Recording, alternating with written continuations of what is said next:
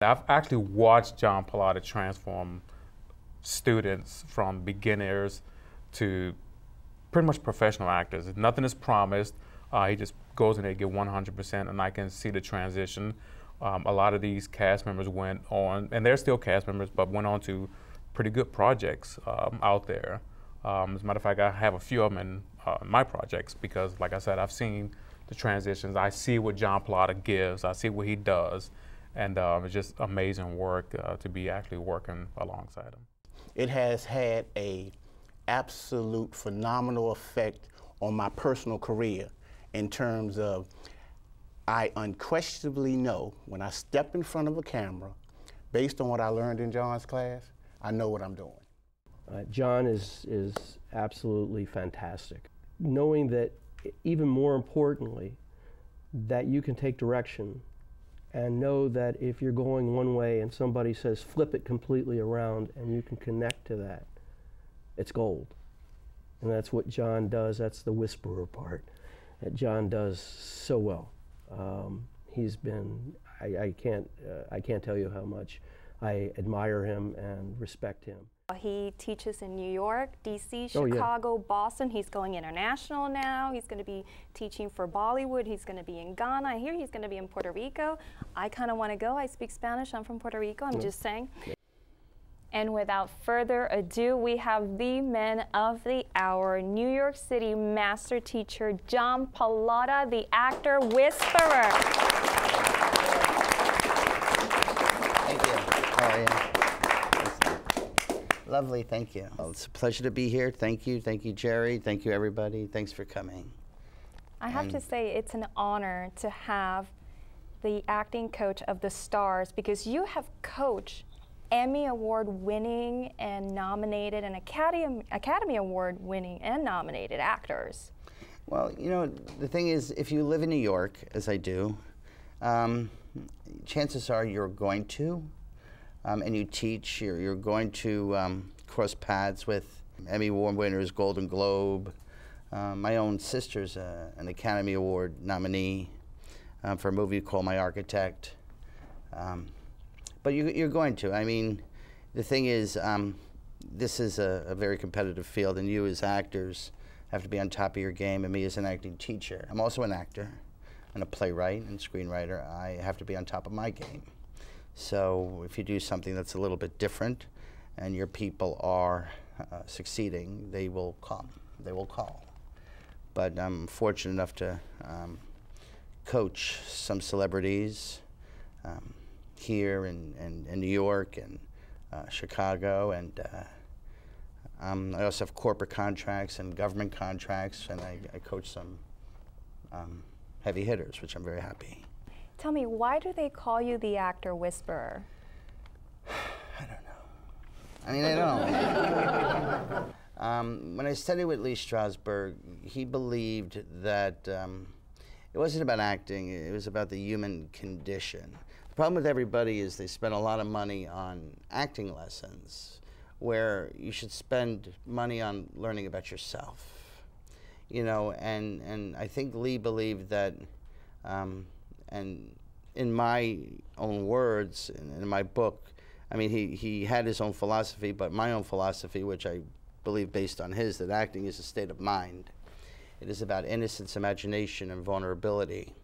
It's about practicing the potential qualities you were born with as a child, and the least you think about acting least you think about acting, and more you think about a child, and the more professional in the moment you will be. The problem is everybody thinks about acting. I don't think about acting, I think about the human condition. And that's the difference. When you think about objective, I think about purpose. I just apply human condition to my everything I do. When I'm reading a script, it's how would I be in that thing. But you asked about how I came to be called the actor whisperer. Of course, I know because I've taken your class, but for the benefit of new students here today and viewers at home. Yeah, sometimes on set, you know, there are kids. I recently did, actually about 2 years ago when that term whisperer first came up, I was doing a movie about rape. And I'm in the girl's face, inside of her mentally. I'm telling her where the parts of the body are, and the birds and the bees, and what is happening. You know, and 20 feet away from that is a little kid. So I can't be talking out loud. And what I tell you in your scene is different than what I tell, you know, someone else. Like, who here is a brand new actor? Anybody? You may not understand why I'm telling her, you know, something personal, you know, about a female part. You may find it disgusting, but meanwhile, she is an advanced actor, may, you know, understand why I'm doing it. So I don't want you to hear it, because you may like, why is he talking about, that's not acting, you know, because you're not there yet. But if I say to you, there's a part of body inside of you, go there. You know, because when you're on a movie set, you know, Anthony and I are, where's Anthony? Hello. Did he run out? Oh, there you are, on the camera. Hello. You know, we're doing a movie right now in New York. He's the producer, you know, and I'm the casting director, called Touch, and there's a lot of big people watching it, or possibly hopping on board, where, you know, there's a, I don't know, it could be a $1.75 million budget, and you have to be where you have to be, you know, and it is the real world. We live in a real world, you know, where budgets are 1.2, 3. You know, I'm working on a $5 million film right now, where I'm the on-set coach. There's a producer writing checks, and if you're not up where you got to be, you're out. So there's a real world out there, and I'm fortunate enough and happy enough to, you know, coach on those sets. I've coached on Law and Order, I've coached at the Carrie Diaries, I've coached in a lot of sets. Yeah, I recently coached, what's the name of the actor, Josh Murray, in Taxi Brooklyn. He's an actor from here. Coached another actor from here in The Good Wife, Johnny Alonso from your area. I coached him in The Good Wife, and I think now he's doing some other stuff in New York and DC. But I prefer to keep it personal and close. So anyway, when I was doing this set on rape, this movie on rape, I was in this girl's face, personal, and mainly because I didn't want everyone to hear what I'm telling her. And you know, when I'm telling someone who's playing the suspect is different than when I'm telling the girl that's playing the victim. So, I mean, I prefer, everybody's different. So, there was a reporter on the set, you know, and the girl, every time I spoke to her, would just do 100 times better, you know, and the reporter just said, "You're the actor whisperer." I'm like, okay. Meanwhile, I'm just doing what I do. I don't, you know, reality is, I consider myself no different than any other acting teacher. I live in the most competitive city in the world, New York. You know, next to me and on the right side and the left side of me are, you know, the best of the best of the best. And I have to be on top of my game. You as actors have to be on top of your game. You know, and reality is, this is Virginia. It's a changing, growing city. You're going from theater to film and television. You know, and over the course of the next couple of years, there'll be a lot of New York City acting teachers coming their way here.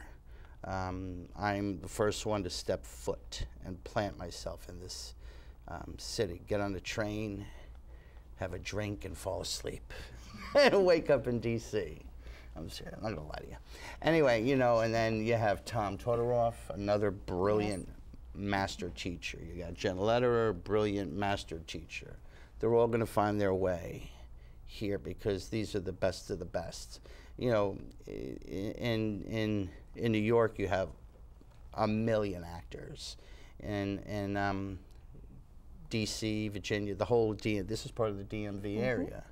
You have more actors than you have in New York. You know, so they will be coming down, and this will be part of your education. You are all actors, you're all businessmen. I am an actor, I'm an acting teacher, I'm a business, I have to be on top of my game. I always have to offer the best. I have new classes now which are on-set location classes in New York, so my students step into class, they're not stepping into class, they're stepping into on-set. Tell me, what are you going to be doing?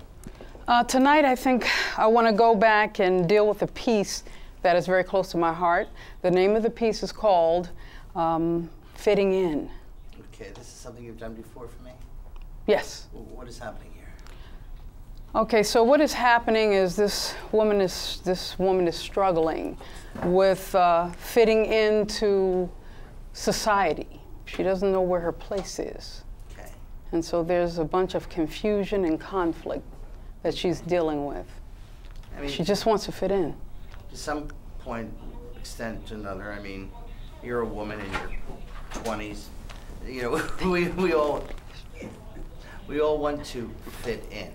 Right. You know, and it's not just a matter of fitting in. There's a lot of other things in our life that are going on, not just fitting in. There's love, romance, marriage, divorce, all these things that escalate into the fitting in scenario. Mm-hmm. So why don't you take it to the Anthony camera, since you know that camera. So, you know, hold that. Find, you know, when I say your eye line, you know what your eye line is? That intimacy level. See that little thing sticking out? Mm-hmm. Yeah. Take it there. Focus.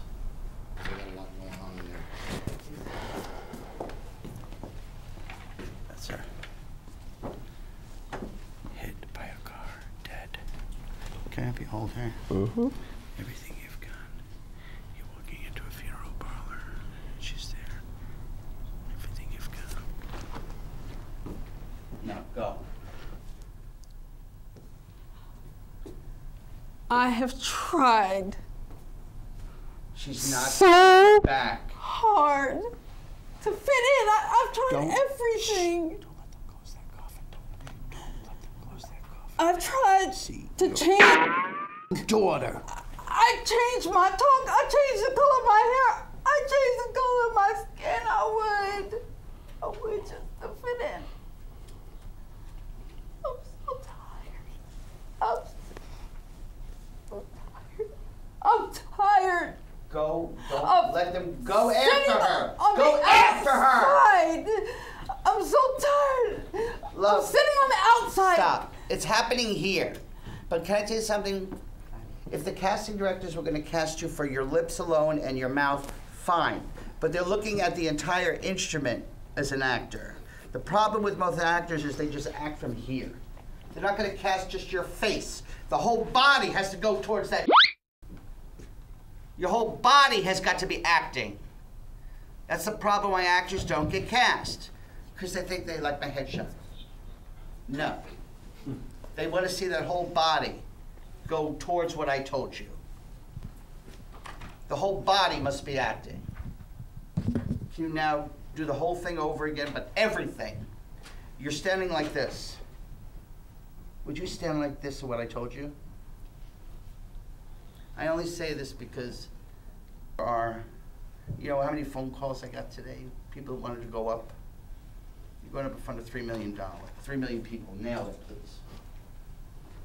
The whole body must be acting, not just the mouth standing in a pose position.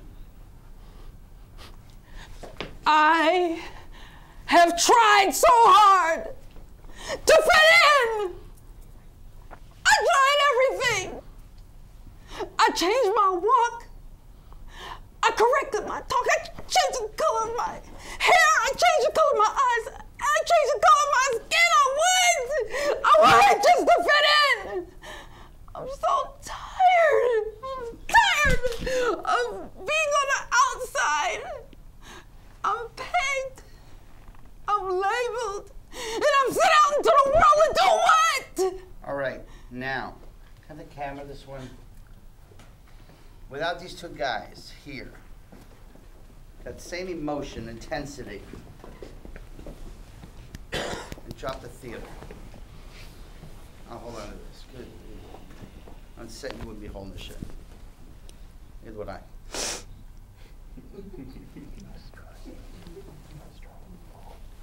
Bring the real world back.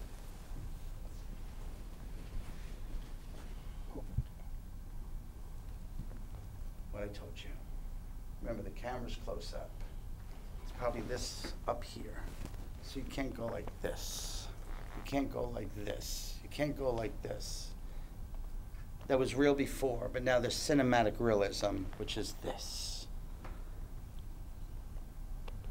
Right now, go. I have tried so hard to fit in.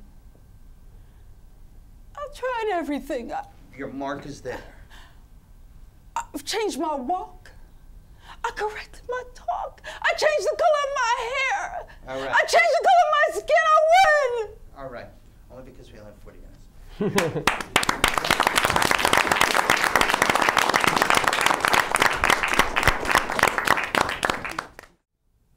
Rehabilitated.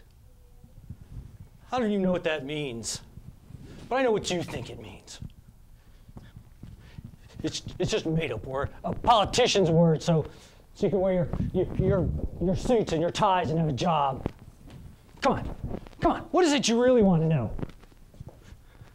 Am I sorry for what I did? He's the biggest, ugliest guy behind you.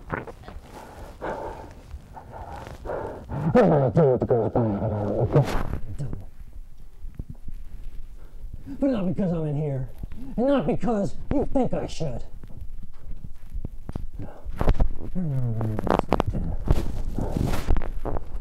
Take him away. What? Come on. Paul. I don't know what it was back then. Take him away. Get him out of here. I want to talk to that kid. Tell him what it really was. But I can't. Get him out of here. Because that guy's long gone, and all that's left is this old man. I'll have to live with it. All Me. right.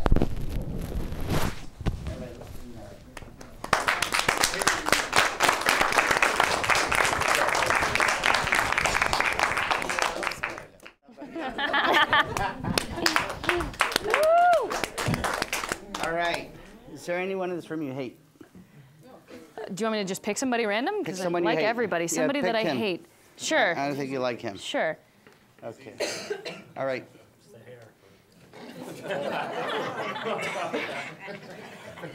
Here, turn around. Face Neil. Uh-oh. Now roll over. Neil, come on. Both? Kneel down. Oh, Don't both ways? genuflect. In your real life, who do you hate? We have people we do hate. Come on. No, yeah, go ahead. Don't worry, it wasn't yours. I had just gotten the abortion the day before, and ironically, the next day in biology, we are talking about the reproductive system. Miss Rainey is going on about the eggs, the fallopian tubes, the uterus, and I am feeling sick to my stomach already, trying to zone out on anything that I can. When I start reading a note Put the gun to one spot. over Little Miss Puritanical Princess's 2 hands on the trigger. shoulder. She is telling her friends In how the sweetest voice you could muster. happy Let him know she how much you is, love him through this monologue. that she is a virgin, and how disgusted she is by all of the whores at our school. Kill him. Well, No, don't. No, there's still more monologue, right? Mm-hmm. Okay, do the monologue. Don't kill him yet. I need him to register. well, I reach into my pocket for my cute little red Bic lighter, and I lit You ever seduce a boyfriend? cute little red hair. Seduce him, on except you're using a gun fire. when you're seducing him. Every day in therapy, they ask me if I'm sorry yet. And I just can't be. This is called reverse seduction. No matter how hard I try, bitches like that make me sick. They have made me sick, psychotic, She's gonna get a date tonight. unrepentant, and unremorseful. I have been branded a sociopath, and I have no choice but to believe it. Wow. That was really good. You little tramp.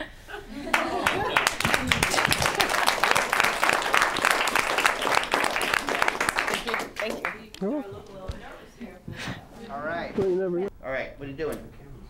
I am doing Drive. What's happening in Drive? Playing Bernie Rose. And Bernie Rose is a jack of all trades, but mainly he's also a gangster, and he's bought an investment in a sports car and a sports car driver. And he is telling the sports car driver in no uncertain terms, in pointed way, who's boss and what's going to happen. You've done this before? Yes. Okay. Okay, so let's do this. But instead of he's playing a mobster, right? He is a mobster. Yeah. Small-time hood. Let's do remember Untouchables? Yes. Some. Let's make this the gathering of the crime families. Okay. Okay. And these, you got Don Cheech, you got Don Corleone. This sounds a lot familiar. You got Don Just stop me if Waxbeard. I'm wrong. Now the thing is, all these people, at one point maybe they tried to have you killed, but the thing is, you don't like them. You'd like to have them killed, but you can't, because you got to get permission from the family. If you have them killed without the family's permission, then you could be killed. But the thing is, it's business. That's why you keep them alive. I need that. I need to see honor above everything. It's above God. It's above church. Maybe you're fucking with his wife. He doesn't know about it. Maybe he does. These are the things you bring to the table. You create your own set of circumstances. Just make it real. Put the focus on how beautiful this guy is. You ever hold a gun before? Not a real one, but... You ever hold a fake gun before? Yes. Switch the focus on the gun. How beautiful it is. The way it glides. Has anything ever turned you on before? And play with it to the point where you're obsessed with it. He just happens to be the person you're going to kill. But you're more interested in the gun. When you switch the focus, you get a different effect. What happens is you're more interested in the gun. Just like what we're doing. Where'd she go? Well, there you are. You know what? She was playing like she loved him. Just happened to be a gun in her hand. So it threw out a different effect. It's a different effect.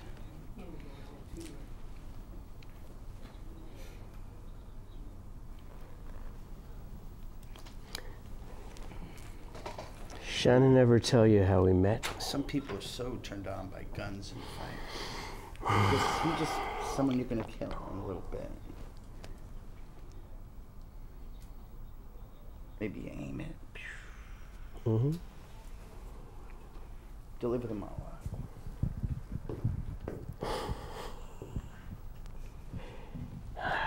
Shannon ever tell you how we met? I used to produce movies in the 80s.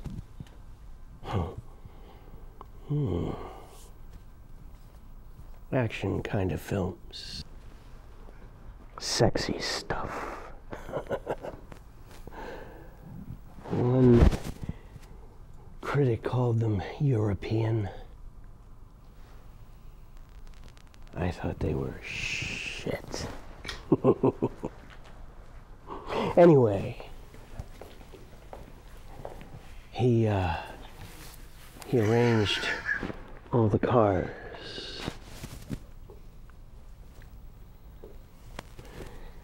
And he did all the stunt work for me.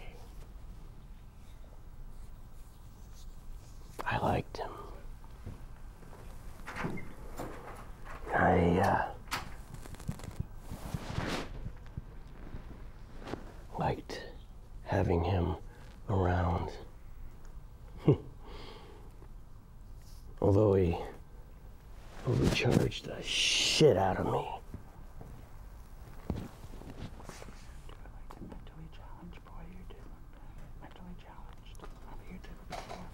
Now a little child. Kid. Back then. Go back.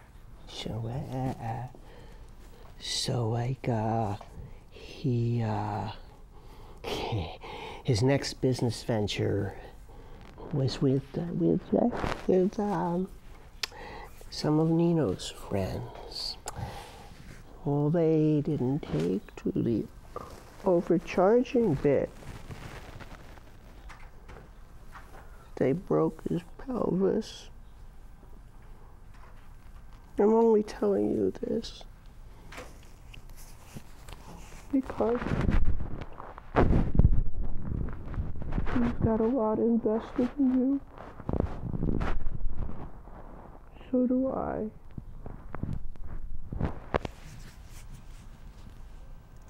If you need anything, you can call me.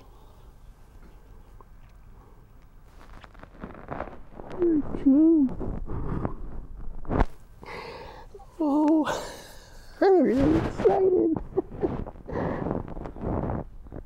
Nino, let's get the fuck out of this place.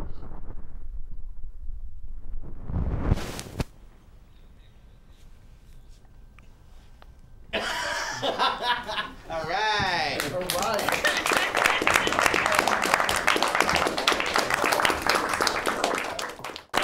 Good job. All right, guys. Well, thank you very much to everyone, all the students, the audience, and the viewers at home. Thank you for sharing this time with us and this wonderful, wonderful workshop. Hopefully, we'll have it a lot more in the future with our wonderful New York City master teacher, John Pallotta, the actor's whisperer.